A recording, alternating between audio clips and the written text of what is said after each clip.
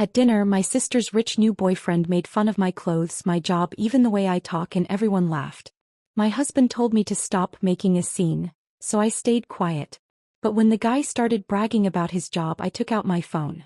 The moment their proud smiles faded, I finally felt like I took my power back. Charming in a throwback kind of way. That's how Dominic described my accent in front of my entire family. My sister's new boyfriend, this polished private equity guy in a suit that cost more than my car payment, had just called me charming the way you'd call a garage sale fine charming. Quaint. Outdated. Worth a chuckle but not much else. Everyone laughed. My mother. My father. Vanessa, who was supposed to be my sister. Even Matteo, my own husband, squeezed my hand under the table and whispered, "Please don't make a scene. Don't make a scene." I'd spent 29 years not making scenes. 29 years being the practical daughter, the boring sister, the wife who knew when to stay quiet. And in that moment, sitting at my parents' perfectly set dinner table while a stranger mocked everything about me, I realized something. I was done being quiet. Because Dominic had no idea who he was actually talking to. None of them did. But I'm getting ahead of myself. Let me back up and tell you how I ended up at that dinner table in the first place, invisible in a room full of people who were supposed to love me. My name is Sienna. I'm 29, married to Matteo, and for most of my adult life, I've been the daughter my parents introduced last, if they introduced me at all. This is Vanessa, our youngest, my mother Patricia would say at charity events, her voice warm with pride. She works in luxury brand consulting. Just brilliant with her clients. Then she'd gesture vaguely in my direction. And this is Sienna, our practical one. Practical. The word landed like a diagnosis every single time. I learned to translate Harrington speak early. Practical meant boring. Stable meant unambitious. Our practical one meant the daughter we don't brag about at country club brunches. My younger sister Vanessa was never practical. Vanessa was magnetic, beautiful, ambitious in all the ways that photographed well and sounded impressive in conversation. She'd been the golden child since birth. Literally. My mother had her baby pictures professionally shot and framed throughout the house like museum pieces. My baby pictures were in a box somewhere in the attic. Vanessa worked in luxury brand consulting, which as far as I could tell meant telling wealthy people how to spend their money on things they absolutely didn't need. But it came with an impressive title and clients whose names you'd recognize from magazine covers. So my parents treated her career like she'd cured a disease. I worked in HR. Or at least that's what they thought. To my family, HR meant filing paperwork and planning office birthday parties. Administrative work for people who couldn't handle real business. My mother once described my job to her book club as helping with employee things. The way you describe a child's lemonade stand, sweet but not serious. They had no idea I'd left that corporate HR job 5 years ago. They had no idea I'd started my own company. They had no idea Streamwave Solutions, my HR tech platform that helped companies manage talent acquisition without drowning in spreadsheets and unconscious bias, had hit 8 figures in revenue last year. Why would they know? They'd never asked. My mother Patricia ran our family like a Fortune 500 corporation. Every Sunday dinner was a carefully orchestrated performance. The napkins were color-coordinated with the season. The wine came from her reserve collection, which she mentioned at least twice per meal. Even casual conversations were strategic moves in an endless game of appearing successful. The house itself was a monument to achievement, or at least the appearance of it. Original artwork on the walls, purchased because the artist was someone important my mother had met at a gala. Furniture that looked expensive because it was expensive, chosen by an interior designer whose name my mother dropped regularly. Everything curated, everything intentional, everything designed to broadcast success to anyone who walked through the door. My father Robert, semi-retired from investment banking, measured people the way jewelers appraise diamonds, quickly, calculating their worth based on observable markers. Your watch. Your shoes. Your posture. The firmness of your handshake. I'd watched him size up Vanessa's boyfriends a dozen times, his eyes tracking details while his mouth made polite small talk. I'd felt him size me up too over and over, and watched him find me wanting every single time. I didn't measure up in the Harrington value system. Not because I'd failed but because I succeeded quietly in ways they couldn't brag about. I chose what they thought was a safe HR career instead of something entrepreneurial. I married Matteo, A high school history teacher with a genuine love for his students and a Midwestern earnestness that read as unsophisticated to my parents. I wore clearance rack dresses to dinners where Vanessa arrived in designer labels that cost more than my monthly mortgage. At family gatherings, my mother introduced Vanessa first, listing her accomplishments like auction items. Then she gestured to me with that tight smile mothers give disappointing children and say, "And this is Sienna, our practical one." The disappointment. The boring daughter. The one who'd settled. Mateo tried so hard to fit in. Every Sunday he'd put on his nicest button-down shirt, the one I'd ironed carefully that morning, and attempt conversation with my father about the economy or current events. But his teacher's salary and genuine kindness made him easy to dismiss in my parents' world. "Still shaping young minds, Mateo?" my father would ask with the exact enthusiasm someone reserves for discussing dental procedures. "Yes, sir," Mateo would reply, trying to match my father's energy. "We just started a unit on the civil rights movement. The students are really engaged with the primary sources." "That's nice," my father would interrupt, already turning away to refill his scotch glass. My mother was worse in her own quiet way. She'd smile tightly whenever Mateo mentioned his students, as if public education was something unfortunate that happened to other people's families. Something vaguely embarrassing like financial trouble or a relative in rehab. I'd watch my husband shrink a little more each Sunday. His shoulders would curve inward. His voice would get quieter. His hand would find mine under the table, squeezing gently, our silent code for "we're surviving this together." We were surviving. Barely. But I never told him about Streamwave Solutions. Never mentioned the late nights I spent refining code and pitching to investors. Never showed him the bank statements or the acquisition offers from major investment firms. I kept it hidden the same way I kept everything hidden at these dinners. Silent, small, taking up as little space as possible. Why bother sharing success with people who'd already decided you were a failure? Vanessa cycled through boyfriends the way other people changed seasonal decorations. Every few months, a new one would appear at Sunday dinner. Polished, wealthy, impressive in exactly the ways my parents valued. Investment bankers. Tech startup founders. Men who used words like disruption and synergy like they were casting actual spells. My parents treated each of Vanessa's relationships like potential merger opportunities. My father would grill her boyfriends about their career trajectories and investment strategies. My mother would mentally calculate their social value, already planning which friends to introduce them to at her next charity gala. Meanwhile, my marriage to Mateo, built on actual love and partnership instead of resumes and stock portfolios, was treated like a consolation prize. "At least she's settled," my mother told her book club friend last year while I stood in her kitchen arranging cheese on a platter. She said it like I'd given up on life at 29. Like marrying a teacher and working in what she thought was corporate HR was the emotional equivalent of early retirement. I pretended not to hear. I was excellent at pretending. I pretended not to notice 1,000 other small cruelties. The way my father's eyes glazed over when I spoke. The way my mother seated me at the far end of the table during holiday dinners, positioned between elderly relatives hard of hearing and children too young for adult conversation. The way Vanessa's smallest accomplishments were celebrated with champagne while my actual achievements went completely unnoticed. But I kept a mental ledger. Every dismissal, every condescending comment, every time I was introduced as our practical one, I filed it away like receipts in a folder marked evidence of everything wrong with this family. I told myself it didn't matter. I'd risen above their shallow obsession with status and appearances. I was building something meaningful. Something that actually helped people while they played their endless games of social positioning. I was lying to myself. It mattered. All of it mattered. Every slight carved a little deeper, left me a little smaller, made me question whether I was actually worth seeing or if maybe my parents were right and I really was just practical, just stable, just fundamentally unimpressive. Then Vanessa called that Sunday afternoon, and I knew immediately this boyfriend would be different. "He's not like the others," she gushed, her voice pitched high with performative excitement. "He's in private equity. Works with international portfolios. He went to Wharton."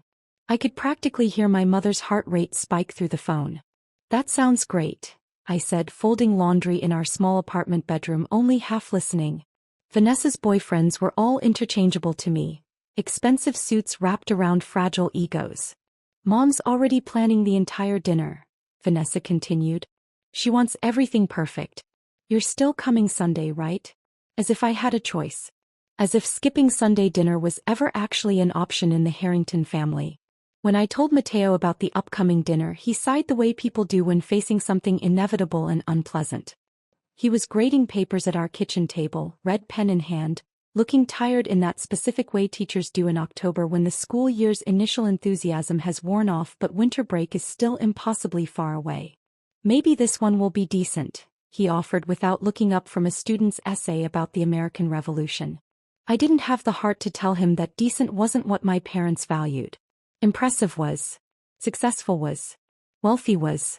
Decent was just another word for practical, and we both knew how that word translated in Harrington speak. That evening, I stood in front of our bedroom closet staring at the same navy dress I'd worn to the last 3 family dinners. It was simple, appropriate, inoffensive. It was also completely invisible, exactly like me at these gatherings. I caught my reflection in the full-length mirror and barely recognized the woman staring back. When had I become so small? When had I started apologizing for my existence just by walking into a room? My phone buzzed. A text from my mother. Dinner at 6 sharp. Don't be late. And Sienna, please make an effort with your appearance. First impressions matter. I'd been having Sunday dinners with my parents for 29 years. Apparently, I still hadn't made a good first impression. Sunday arrived with the inevitability of a dental appointment. Mateo drove us to my parents' house in silence, his hands gripping the steering wheel a little too tightly. I stared out the window watching familiar neighborhoods blur past, each house bigger than the last as we got closer to the Harrington estate. Estate. That's what my mother called it. To everyone else, it was just a large house in an expensive suburb, but Patricia Harrington didn't do modesty. We pulled into the circular driveway at 5:58. 2 minutes early, which in my mother's world meant we were cutting it dangerously close. The house looked like Martha Stewart had staged an intervention. Candles flickered in every window, their warm glow carefully calculated to suggest both elegance and welcome. Classical music drifted from somewhere inside, something orchestral and expensive sounding. Even the front door wreath looked professionally arranged, autumn leaves and berries positioned with the kind of precision that suggested someone had been paid well for their time. My mother opened the door before we could knock. She was wearing her important guest pearls, the strand she reserved for impressing people who mattered. Her hair was perfect, her makeup flawless, her smile bright and completely artificial. "Darling," she said, kissing my cheek while her eyes performed a rapid full-body scan of my outfit. I watched her smile tighten microscopically when she registered the familiar navy dress. The same one. "How lovely," she said, her tone conveying the exact opposite. "Mateo, wonderful to see you." She ushered us inside with the efficiency of someone managing traffic flow at an event. The dining room table was visible from the entryway, and I could already see it was set with military precision. Crystal glasses caught the candlelight. Silverware was arranged in perfect alignment. The napkins, burgundy because autumn, were folded into some elaborate shape I couldn't identify. "Vanessa and Dominic are in the living room," my mother said, already moving in that direction. "Come meet him." We followed her into the living room and there they were. Vanessa practically vibrated with excitement on the cream-colored sofa, positioned perfectly beside her prize catch. She'd worn a designer dress I recognized from her Instagram, something with a label that cost more than my monthly grocery budget. Her makeup was camera-ready, her hair styled in loose waves that had probably taken an hour to achieve but were meant to look effortless. And beside her sat Dominic Laurent. 32 according to Vanessa's breathless phone summary. Tan in that way that suggested recent tropical vacations or expensive tanning memberships. His dark hair was styled with just enough product to look intentional without looking overdone. He wore a charcoal suit that fit him so perfectly it could only be custom-tailored, paired with a watch that caught the light when he moved his wrist. He stood when we entered, smooth and practiced, like he'd been trained for exactly this moment. "Sienna." Vanessa jumped up, her enthusiasm pitched high for maximum performance value. "This is Dominic. Dom, this is my older sister and her husband Mateo." Dominic extended his hand with a smile so white and perfect it looked engineered. "Pleasure to meet you both," he said, his voice warm and confident. "Vanessa's told me so much about her family." His handshake was firm, practiced, The kind they teach at executive networking seminars. Not too strong, not too weak, just enough pressure to convey confidence and competence. Nice to meet you, I said, extracting my hand. Matteo shook hands next, and I watched Dominic's eyes flick briefly to Matteo's simple watch, his off-the-rack blazer, making calculations I'd seen my father make 1,000 times. So you're a teacher, right? Dominic asked, his tone friendly but faintly condescending. That's admirable work. Really admirable. Admirable. The word people use when they mean noble but pointless. My father appeared from the kitchen carrying his signature scotch, already halfway through the glass. Robert Harrington, he said, extending his hand to Dominic with more warmth than he'd shown Matteo in 4 years of marriage. Heard great things. Private equity, Vanessa tells us. And just like that, Dominic had the floor. We moved to the dining room and I watched the performance unfold exactly as I'd predicted. Dominic held court like a keynote speaker at a conference, my parents hanging on every buzzword-laden sentence. The landscape right now is all about strategic diversification, Dominic said, swirling his wine with casual expertise. You can't just throw capital at opportunities anymore. It's about leveraging predictive analytics to optimize cross-sectoral positioning. My father leaned forward, enchanted. That's exactly right. Too many people chase trends without understanding fundamental value propositions. I had no idea if my father actually understood what Dominic was saying, or if he was just matching energy with someone who sounded impressive. My mother's eyes glittered with satisfaction, the same look she got when her charity galas exceeded fundraising goals. This was exactly what she wanted for Vanessa. Not love, not partnership, but this. A man who could hold his own in conversations about money and markets, who wore the right watch and had the right pedigree. Vanessa beamed beside Dominic, her hand resting possessively on his arm, her laugh a little too loud at his mediocre jokes.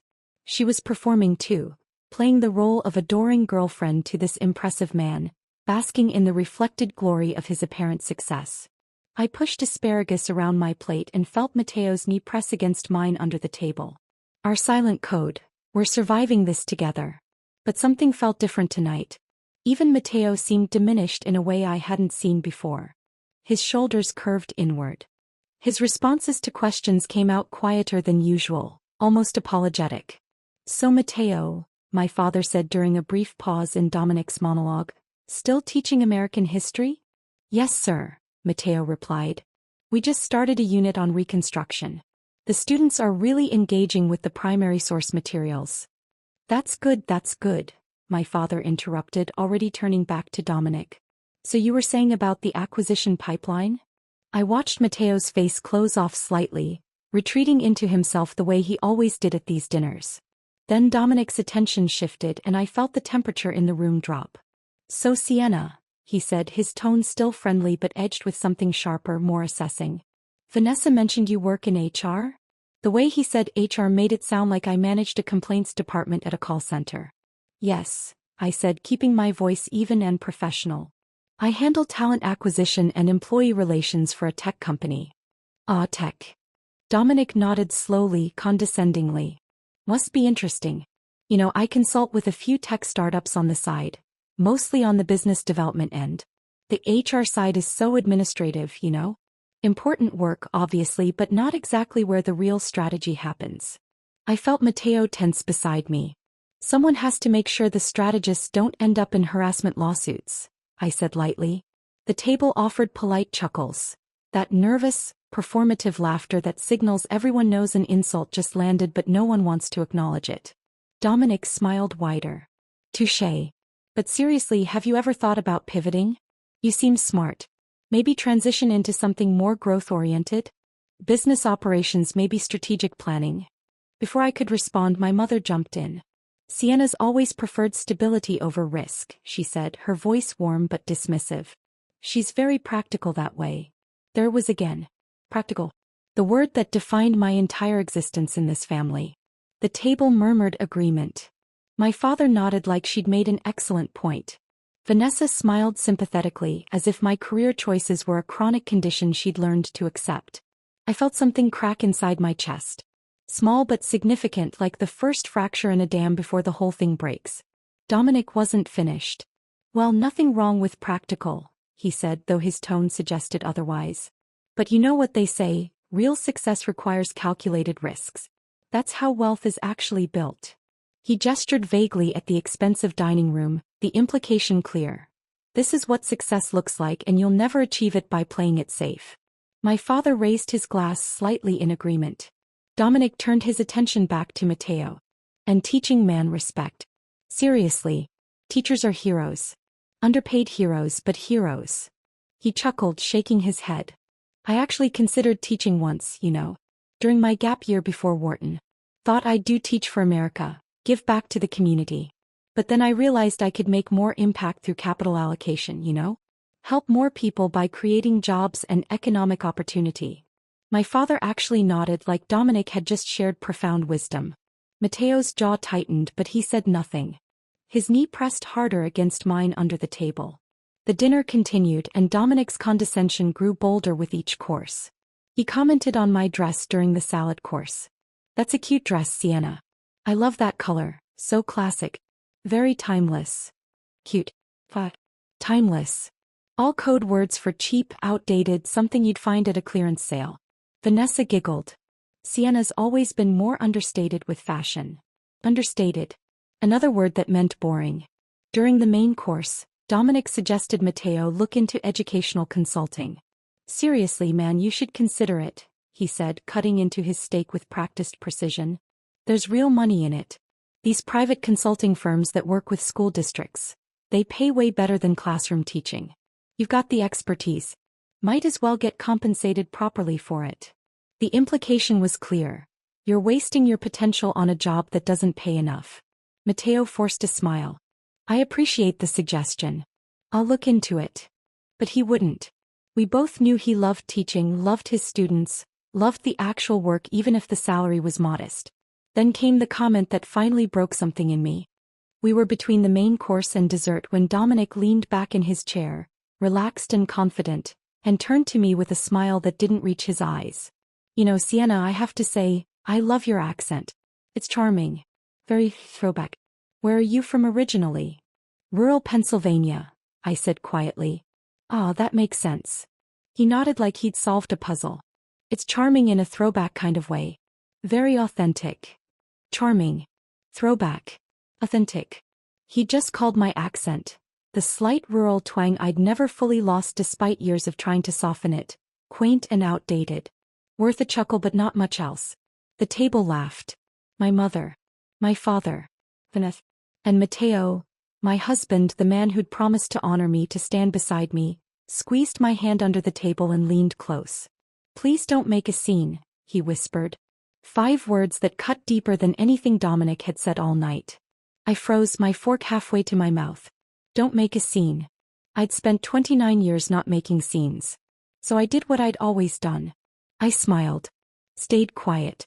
Let them continue their performance while I disappeared into myself. But inside something had shifted. Dessert arrived on my mother's finest china. Individual servings of tiramisu arranged with the kind of precision that suggested she'd special ordered them from that Italian bakery downtown she loved to mention in conversations. The one where the pastry chef trained in Milan.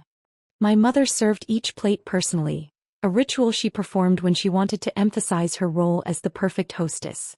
She set one in front of Dominic with a warm smile, then moved around the table with decreasing enthusiasm until she reached me. Enjoy, she said to the table generally, settling back into her seat. Dominic leaned back in his chair, radiating the relaxed confidence of someone who'd won every argument simply by showing up. He dominated the entire dinner, held court for nearly 2 hours, and now he looked completely at ease, like a king surveying his kingdom.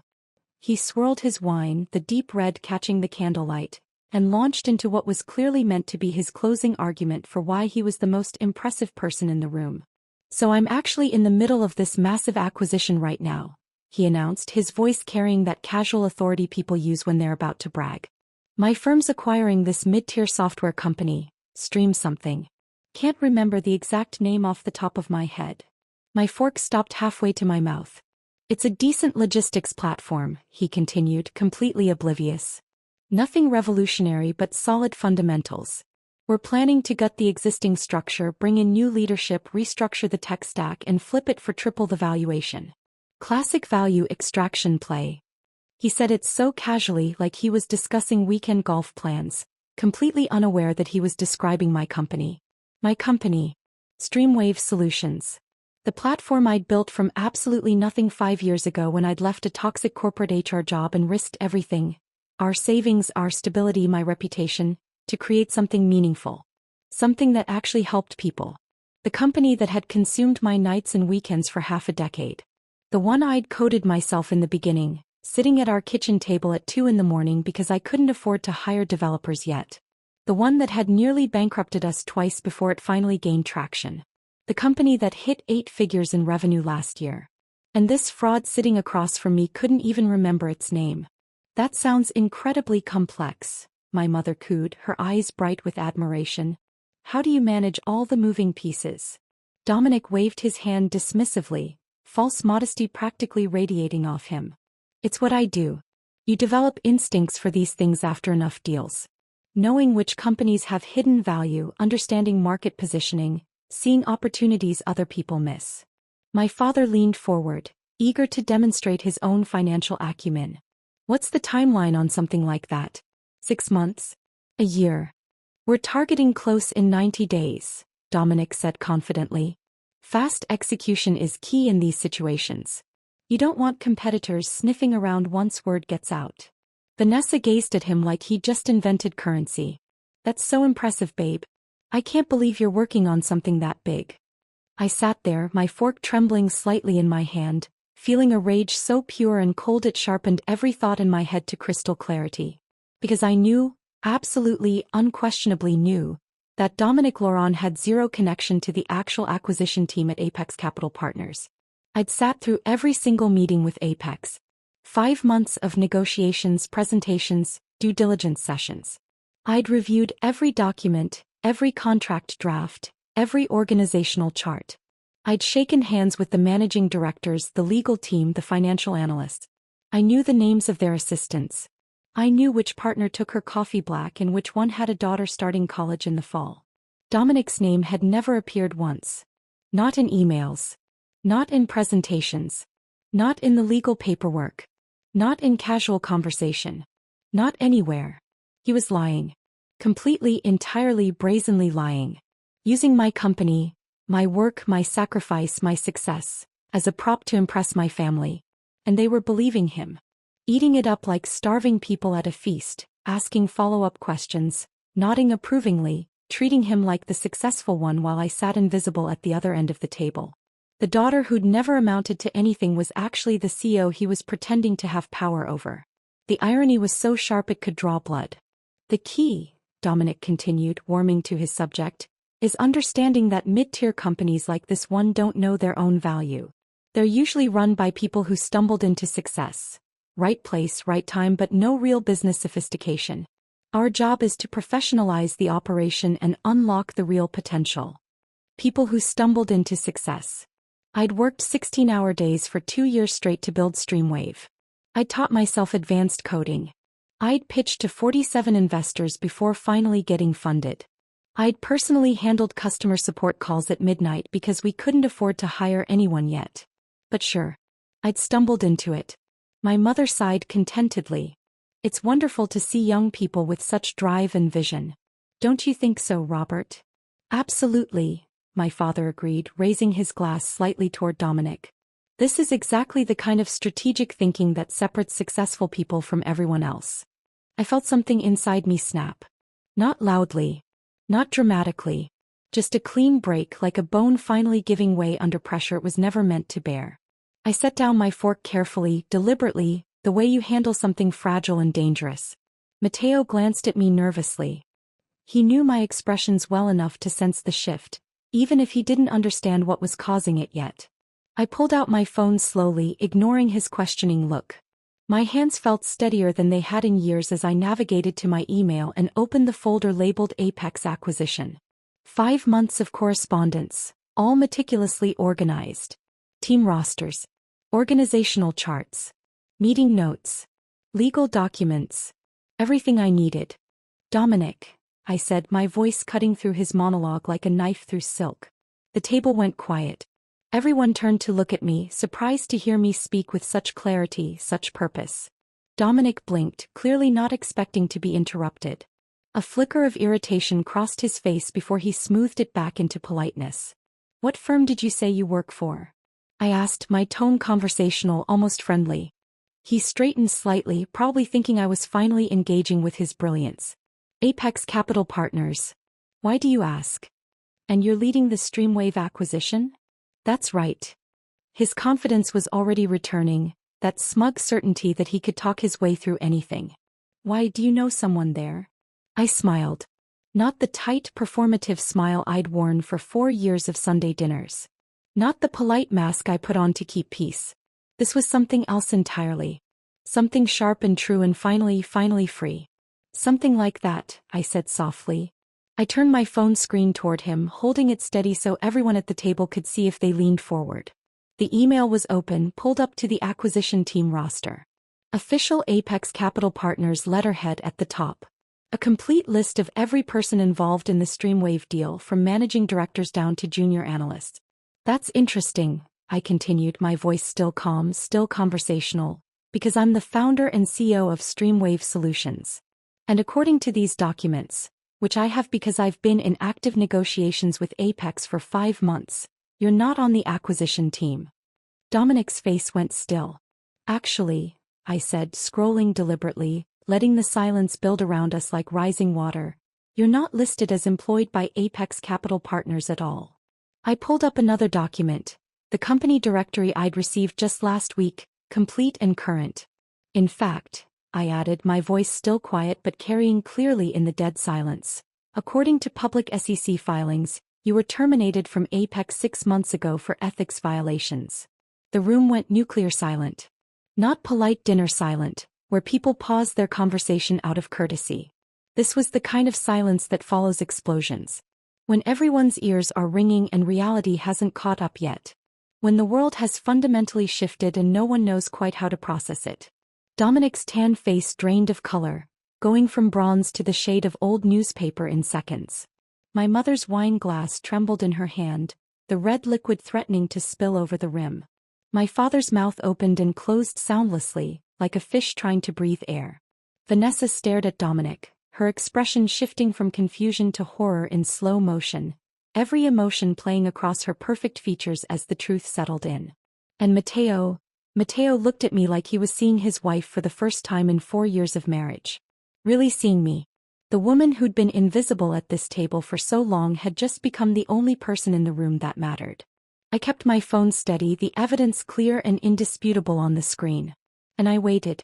Dominic's mouth opened and closed twice before any sound came out.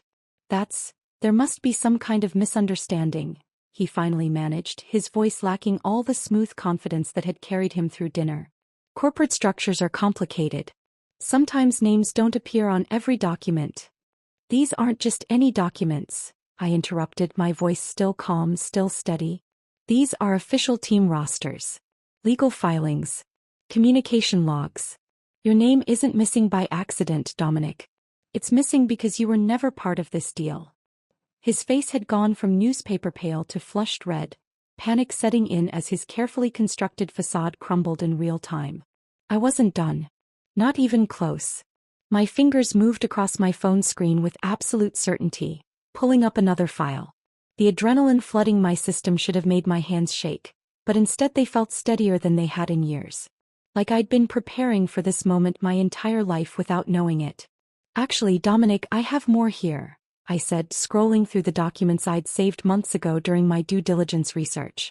"SEC filings are public record, you know. Anyone can access them if they know where to look." I turned the screen toward the table again, angling it so everyone could see clearly. The document header read, "Securities and Exchange Commission, Employment Termination Disclosure." "This is from 6 months ago," I explained, my voice taking on the tone I used in business presentations. Clear, factual, impossible to argue with. Apex Capital Partners filed this disclosure as required by law when they terminated a senior employee for cause. I scrolled down to the relevant section, where Dominic's full name appeared in black and white. "You were let go for falsifying client reports and misrepresenting deal involvement to secure personal bonuses," I read aloud. The investigation found you'd been claiming credit for acquisitions you had no role in, inflating your performance metrics and creating fictional client relationships. Vanessa made a small wounded sound, something between a gasp and a whimper. The kind of noise that escapes when something inside you breaks suddenly and completely. My mother sat frozen, her perfect hostess mask finally cracking like porcelain under pressure. Her mouth was slightly open, her eyes wide, all her careful composure shattered. My father stared at Dominic with an expression I'd never seen before. The look of a man who'd just realized he'd been completely, thoroughly fooled. His analytical mind was clearly recalculating everything, running the numbers on how badly he'd misjudged this situation. So the billion-dollar deal you've been bragging about? I continued, my voice still eerily calm. That's my company. The company I founded 5 years ago. The company I built from nothing while working 70-hour weeks. The company that's actually in acquisition talks with Apex, except you have zero connection to it. I looked directly at Dominic, holding his gaze. You've been lying about everything. The silence that followed was absolute. Even the classical music that had been playing softly in the background seemed to have stopped, though that might have just been my perception narrowing to this single moment. Dominic's jaw worked soundlessly. His hands gripped the edge of the table, knuckles white. Then he stood abruptly, his chair scraping against the hardwood floor with a sound so harsh it made my mother flinch. You don't know what you're talking about, he said, but his voice had lost all its authority. It came out thin, desperate, the sound of a man drowning and grasping for anything to keep himself afloat. You're taking things out of context. Those documents don't tell the whole story. I'm literally showing you official SEC filings, I replied, still seated, still calm, still holding every bit of power in the room. What context makes fraud acceptable? Vanessa found her voice then, small and shaking, nothing like the confident woman who'd walked in here 2 hours ago. You told me you were promoted, she said, staring at Dominic like she was seeing a stranger.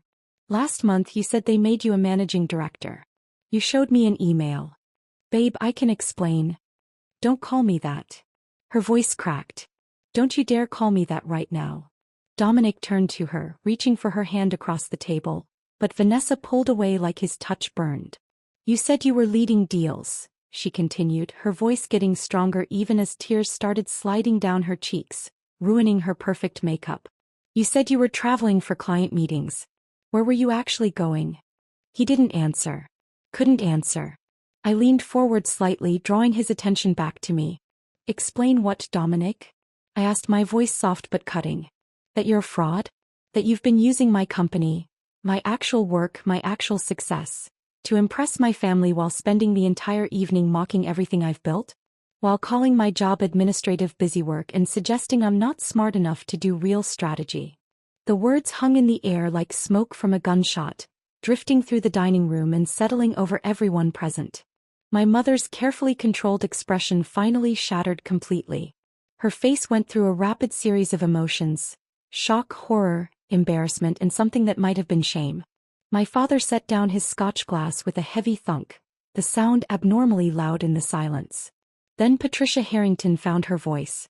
When she spoke, it carried the cold, absolute authority of a woman who'd spent decades managing social disasters and protecting the family image above all else. This was her domain, and someone had violated it in the worst possible way. Get out of my house. 3 words. Delivered like a judge's sentence. Final and without appeal. Dominic's head snapped toward her, his expression desperate.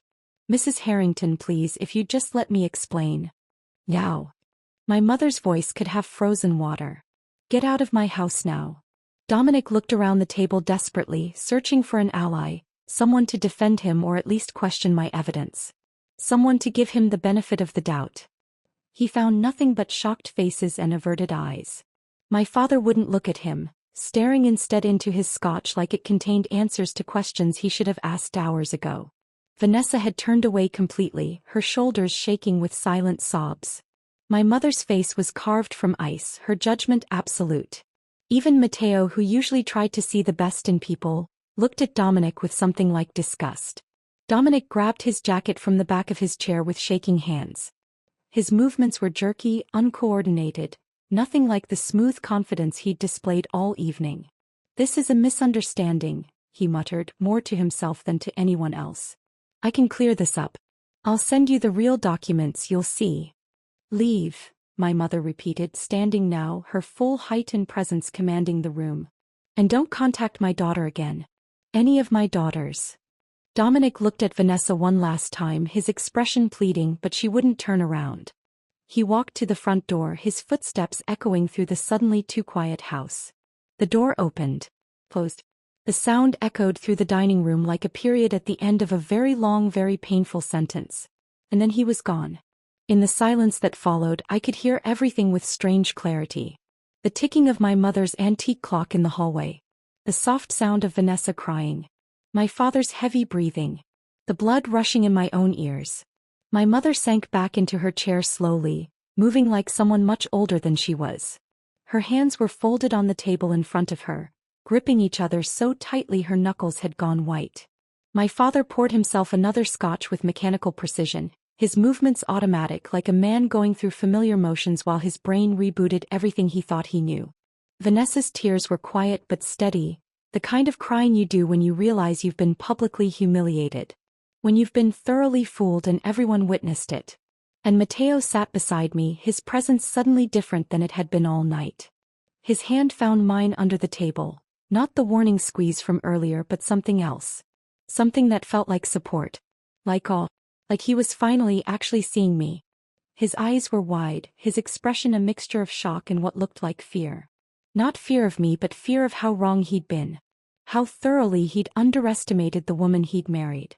The silence stretched out, heavy and complicated, filled with too many emotions to name. Finally my mother spoke, her voice barely above a whisper, stripped of all its usual authority and control. Why didn't you tell us? I looked at her directly, meeting her eyes for maybe the first time in years without immediately looking away. About your company, she continued, her voice shaking slightly. About any of this. About who you really are. The question hung in the air between us, loaded with years of assumptions and dismissals and casual cruelties. I could have said so many things. I could have listed every time they'd talked over me, every accomplishment they'd ignored, every moment they'd introduced me as our practical one, while celebrating Vanessa's smallest achievements. But I didn't. Instead I said simply, you never asked. The truth of it settled over the table like ash after a fire. Soft and gray and impossible to brush away. They'd never asked because they'd never thought to ask. Never imagined I could be anything more than what they'd decided I was. Practical, boring, safe, small, settled, disappointing. The daughter who didn't quite measure up. Except I'd measured up just fine. They'd just been using the wrong ruler. The silence after those words, you never asked, felt like it had physical weight pressing down on everyone at the table. Vanessa was the first to move. She pushed back her chair with a scraping sound that broke the stillness, stood without looking at any of us and walked toward the stairs. I watched her go, her movements stiff and mechanical like someone in shock trying to remember how their body worked. Her footsteps on the stairs were heavy, deliberate. Then came the sound of her old bedroom door closing. Not slamming, just closing with a finality that somehow felt worse than anger would have. A moment later I could hear the muffled sounds of crying through the ceiling. Soft at first, then louder, the kind of crying that comes when you finally stop trying to hold it together. My mother stood abruptly, her chair scraping back. She began clearing plates with sharp, angry movements that had nothing to do with actual cleaning and everything to do with needing something, anything, to do with her hands. Silverware clattered against china with jarring loudness. A fork fell to the floor and she left it there, moving to the next plate with jerky, aggressive efficiency. My father sat completely motionless, still staring into his scotch glass like it held answers to questions he hadn't known existed an hour ago. His face had gone slack, all the usual analytical sharpness replaced with something that looked like genuine confusion. Matteo finally spoke, his voice low and uncertain. We should probably go. He said it gently, like someone trying not to startle a wounded animal. His hand was still holding mine under the table, but the grip felt different now. Less supportive, more desperate, like he was anchoring himself to something familiar while everything else shifted around him. My mother stopped mid-motion, a dessert plate suspended in her hands. She stood frozen like that for a long moment, staring at the half-eaten tiramisu, before setting it down carefully on the sideboard. Wait, she said. Something in her voice was different. Smaller. All the usual command and authority had drained out of it, leaving behind something I'd never heard from Patricia Harrington before. Uncertainty. Sienna, she stopped, her mouth opening and closing as she searched for words that apparently didn't exist. Her hands gripped the edge of the sideboard, knuckles white. I need to understand. She turned to face me fully, and I saw that her perfect composure had completely shattered. Her eyes were red-rimmed. Her lipstick had worn off hours ago. She looked older, smaller, like someone had deflated her from the inside. You own a company, she said slowly, carefully, like someone learning a foreign language. Worth how much? I met her gaze steadily, not looking away this time, not making myself smaller to fit her comfort level. 8 figures in revenue last year, I said clearly. We're currently in acquisition talks with Apex Capital Partners and 2 other major investment firms. The projected valuation is between 40 and 60 million, depending on which offer we accept. My father's head snapped up so fast I heard his neck crack. The number had finally penetrated his shock, cut through the fog of scotch and embarrassment and reached the part of his brain that understood what those figures actually meant. 60 million, he repeated, his voice hoarse. You built a $60 million company. Built and currently run, I confirmed. I have 43 employees across 3 offices. We serve over 200 corporate clients. Last quarter we expanded into the European market. My mother lowered herself slowly back into her chair, like her legs had stopped working properly. And we never knew, she whispered. No, I agreed. You never knew. Matteo's hand tightened on mine and I turned to look at him. His face had gone pale, his eyes wide with an expression I couldn't quite read. Shock definitely. But something else underneath it. Something that looked uncomfortably like fear. We should go, he said again, quieter this time. Let your family process this. But he wasn't thinking about my family. I could see it in the way he wouldn't quite meet my eyes, the way his free hand kept rubbing his knee. A nervous habit he had when something made him deeply uncomfortable. He was the one who needed to process. Can we talk? I asked him quietly. Privately. He nodded, looking relieved to have an excuse to move, to do something other than sit in this room filled with the wreckage of assumptions. We stood and I followed him into the hallway, away from my parents who remained frozen in the dining room like figures in a painting of a disaster. Matteo walked until we were near the front door, far enough that our voices wouldn't carry clearly back to the dining room. He turned to face me and for the first time in our 4 years of marriage I saw him look at me like I was a stranger. You own an 8-figure company, he said slowly, testing the words like they might be lies. You're in talks to sell it for $60 million. Yes. And you never told me. This time it wasn't a question. It was an accusation wrapped in confusion. I looked at him, really looked at the man I'd married. The high school history teacher who loved his students and graded papers at our kitchen table and made terrible jokes about the Constitutional Convention. The man who'd promised to honor me, to support me, to be my partner in everything. The man who'd whispered, "Please don't make a scene," while a stranger mocked everything about me. Would you have believed me? I asked quietly. If I'd told you 2 years ago or a year ago or even 6 months ago, would you have believed me? Or would you have thought I was exaggerating or gotten lucky, or somehow stumbled into success the way Dominic described? He flinched and I had my answer. Sienna. I'm tired, Matteo. The words came out heavier than I intended, weighted with 4 years of shrinking myself, of playing small, of apologizing for existing in spaces that were supposed to celebrate me. I'm so tired of being the disappointing daughter. Tired of being the boring sister. Tired of being the wife who needs to behave and not make scenes. My voice cracked slightly on the last words and I hated that it did, hated showing weakness now when I'd been so strong just minutes ago. I built something real, I continued. Something meaningful that actually helps people and creates jobs and changes how companies think about human resources. And I've been hiding it, hiding myself, because this family only respects success when it comes packaged the right way. When it looks impressive enough, sounds important enough, makes them look good enough. Matteo's expression shifted, shame mixing with what looked like genuine realization washing over his features. I should have defended you, he said quietly, his voice rough. Tonight. Every Sunday night for the past 4 years. Every time your father dismissed your work or your mother introduced you as our practical one. I let them make you feel small because it was easier than confronting them. Because I was He stopped, swallowed hard. I was scared of them. Of their judgment. Of not measuring up in their world. The admission hung between us, honest and painful. I'm sorry, he added. I'm so sorry, Sienna. The apology was genuine. I could hear it in his voice, see it in the way he couldn't quite meet my eyes. But it also felt late, like flowers brought to a funeral. Beautiful, meaningful, but unable to change what had already happened. Yes, I said simply. You should have. We stood there in the hallway, surrounded by family photos on the walls. Pictures of holidays and graduations and celebrations that suddenly felt like evidence of a life I'd never actually lived. A life where I was always in the background, always slightly out of focus, always just barely included in the frame. I wondered if our marriage could survive this. If Matteo could handle being married to the version of me that existed outside this house. The version that ran board meetings and negotiated with investors and made decisions that affected dozens of people's livelihoods. Or if he needed me to stay small, stay quiet, stay the version of Sienna that fit comfortably into his world. Before I could voice any of those thoughts, my mother appeared at the end of the hallway. Her perfect posture had wilted, her shoulders curved inward in a way I'd never seen before. She looked smaller somehow, diminished. Stay, she said, and it came out more like a plea than the command I was used to. Please. We need to talk about this. Really talk. I looked at Matteo, searching his face for some indication of what he was thinking, what he needed. He nodded slowly.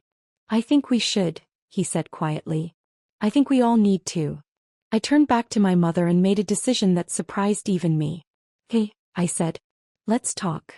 We moved to the living room, neutral territory, away from the dining room that still held the ruins of dinner and Dominic's exposure.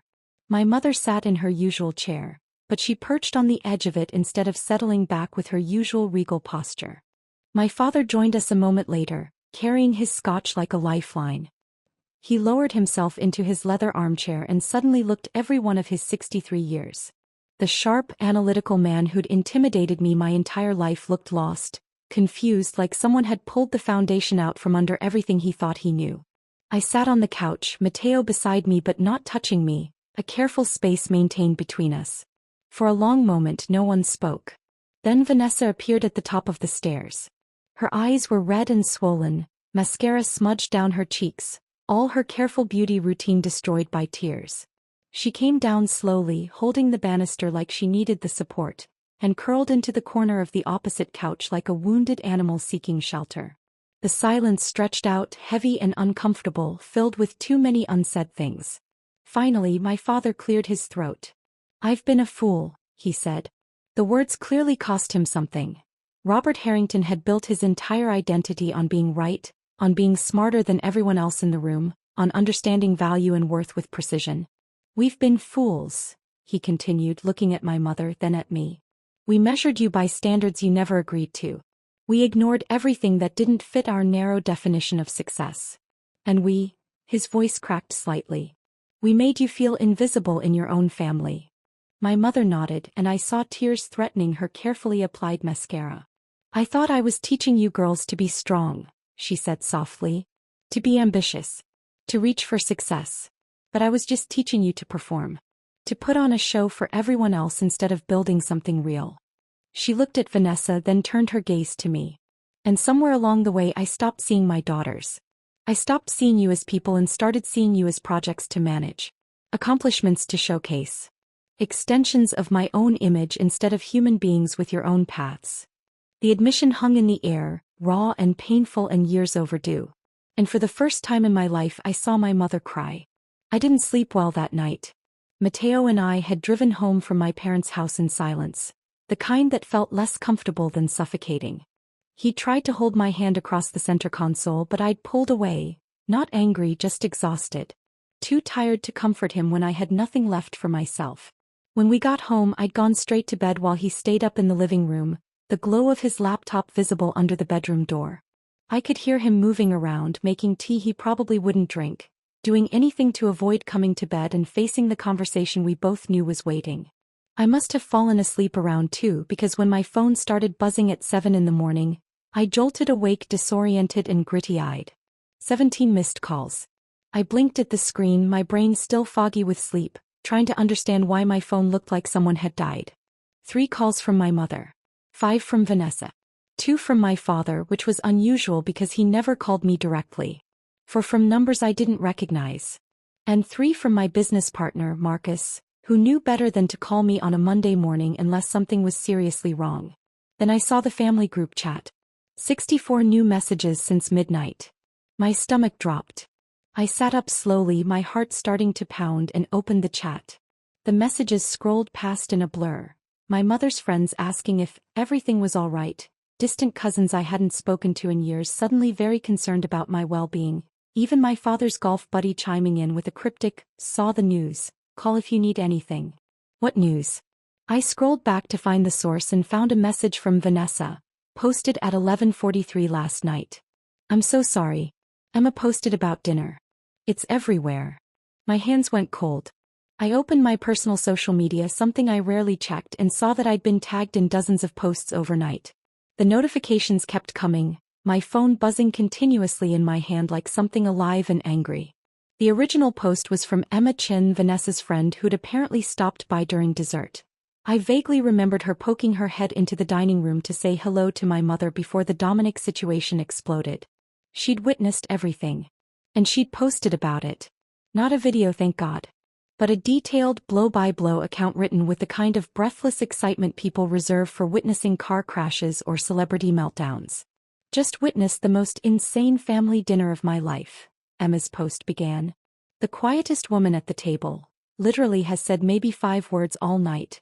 Absolutely destroyed her sister's rich boyfriend by casually revealing she's secretly a millionaire and he's been lying about everything." The silence that followed.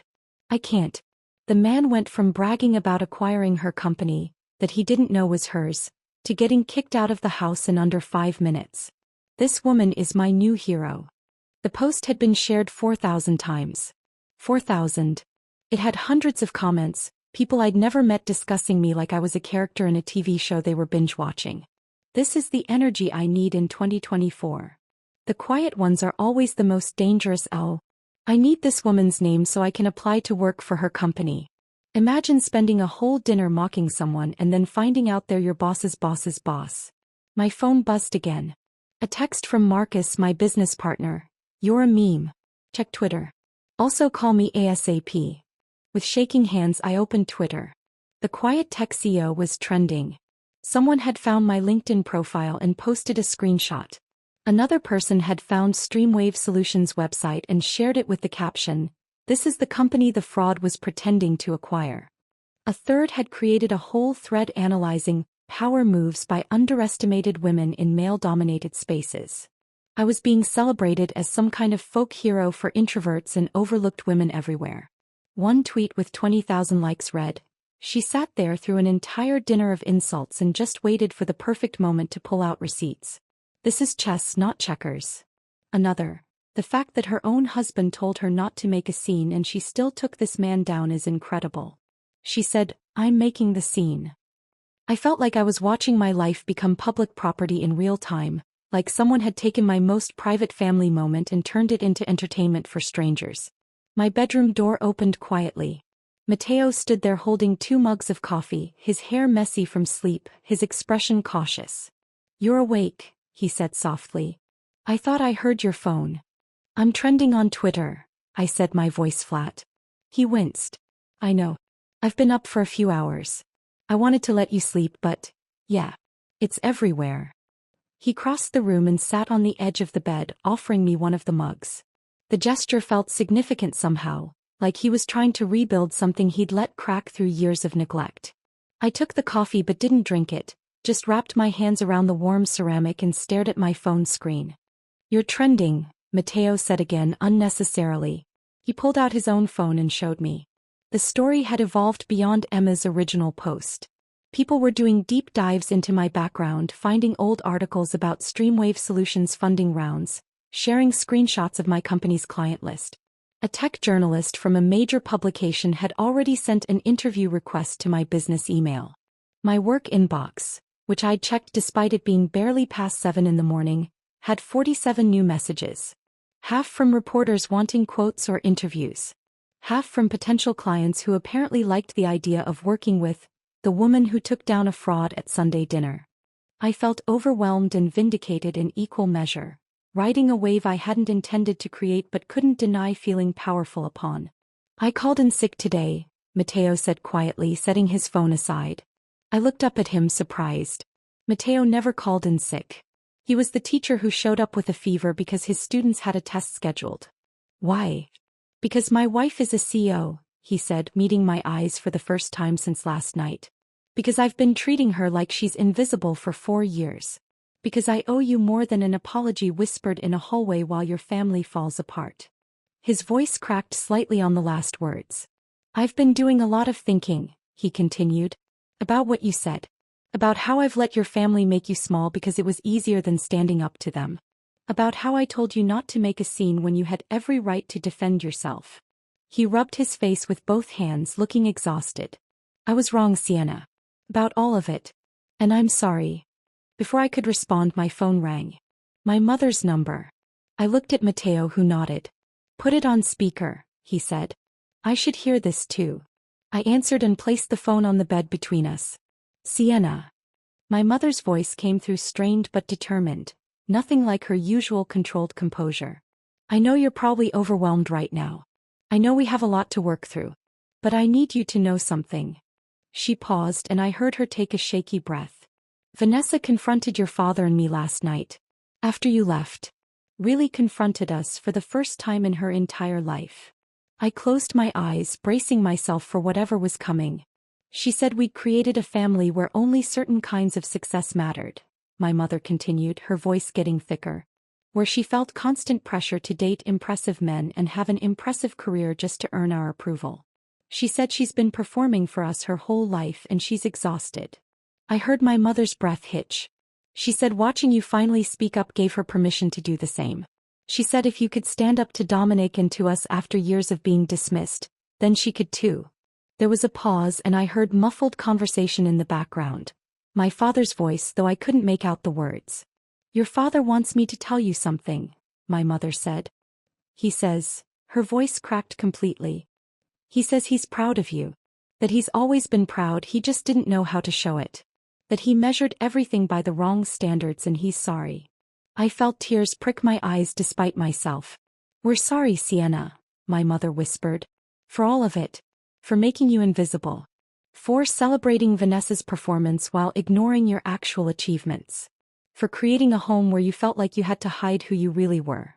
I couldn't speak. My throat had closed up completely. Matteo reached over and squeezed my hand. I know this doesn't fix anything, my mother continued. I know we have a long way to go. But I wanted you to know that we see you now. Really see you. And we're so sorry it took something like this for us to finally look. She hung up before I could respond. I sat there in bed, coffee going cold in my hands, staring at the phone. Matteo pulled me into a hug and this time I let him, burying my face in his shoulder as the tears finally came. Not sad tears exactly, but something more complicated. Relief mixed with grief, mixed with exhaustion, mixed with hope. By afternoon the story had taken another turn. Someone, I never found out who, had leaked detailed information about Dominic's professional history to his industry network. His LinkedIn profile, which had claimed he was still a managing director at Apex Capital Partners and listed the Streamwave acquisition as his personal achievement, disappeared within hours. Former colleagues started commenting, confirming he'd been terminated for ethics violations. Industry contacts shared that he'd been working as a freelance consultant for months, which everyone in finance knew was code for unemployed and looking. His entire house of cards collapsed in less than 24 hours. My phone buzzed with a text from Vanessa. The first she'd sent me directly since the dinner. Emma told me what she posted. I'm so sorry it went viral. I told her to take it down, but the damage is done. But also, thank you. A second message followed immediately. I did background checks on every guy I've dated for the past 2 years. Every single one. And this is the first time I actually checked. Really checked. And you saved me from making the biggest mistake of my life. Then a third message. Also, I applied for a real job today. Junior marketing coordinator at an actual company. No more fake consulting. No more pretending to be something I'm not. No more dating guys to impress mom and dad. I stared at the messages, feeling something shift in my chest. Maybe truth didn't just expose lies. Maybe it freed the people trapped inside them. The week that followed felt surreal, like living in the aftermath of an earthquake where everything looked the same but nothing was quite stable. The viral posts eventually died down, replaced by newer controversies and celebrity gossip. My inbox slowly returned to manageable levels. The media requests tapered off after I politely declined all of them through Marcus, who handled it with his usual efficiency. But the real changes were happening quietly in places the internet couldn't see. Vanessa texted me every day. Small things at first. Memes, screenshots of job applications, a photo of her in business casual clothes with the caption, "Is this too boring for an interview?" But then the messages got deeper. Longer. More vulnerable. "I've been thinking about why I dated guys like Dominic," she wrote on Thursday. "I think I needed dad to be proud of me. Needed mom to show me off. And I let that need turn me into someone I don't even recognize. I didn't know what to say to that, so I just sent back a heart emoji and, 'I'm here if you want to talk.' He called me that night. We talked for 2 hours about things we'd never discussed before. The pressure of being the favorite, the loneliness of performing constantly, the fear of being ordinary. 'You were always braver than me,' she said quietly near the end of the call. 'You just did what you wanted without needing their approval. I couldn't do that. I needed their approval too,' I admitted. I just stopped waiting for it. On Saturday morning my mother called. 'Sunday dinner,' she said without preamble. 'Just the 4 of us. No performances, no guests, no expectations. Just family.' She paused and I could hear her take a breath. 'Will you come? Please?'